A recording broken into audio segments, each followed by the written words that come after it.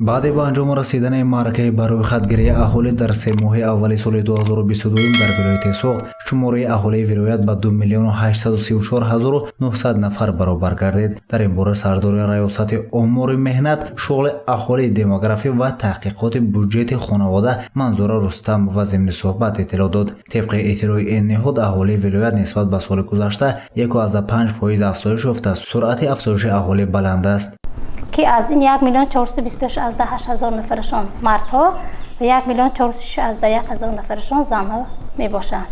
افزایش با سرعت اهالی حال تاجیکستان را به یکی از کشورهای جوانترین تبدیل داده است، زیرا در ولایت 963,900 نفر جوانان به قید گرفته شدند که نزدیک به 1,000,000 نفر را تشکیل می‌دهد. افزایش اهالی بیشتر در شهر و ناحیه‌های باباجان غفورov، پنجکند، اسفره دیده می‌شود. اهالی ناحیه باباجان غفورov نسبت به همین دوره سال گذشته 1.4% افزایش یافته است، یعنی اهالی این منطقه زیاده از 388,000 نفر را تشکیل می‌دهد. شماری جوانان که نسبت به همین دوره سال گذشته 0.3% زیاد می باشند.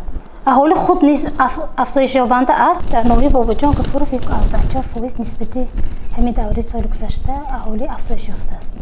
اهالی کشور در 1 январи سال 2021 که در سامانه اگنتی امور نزد پرزیدنت جمهوری تاجیکستان نشر شده است 9,506,000 نفر را تشکیل می‌دهد. حالا تحلیل امور شماره عمومی اهالی کشور پورا به آخر نرسیده است. گزارش سید مختار سید انور، نسیم جان رحیموف برای برنامه اطلاعات خبر.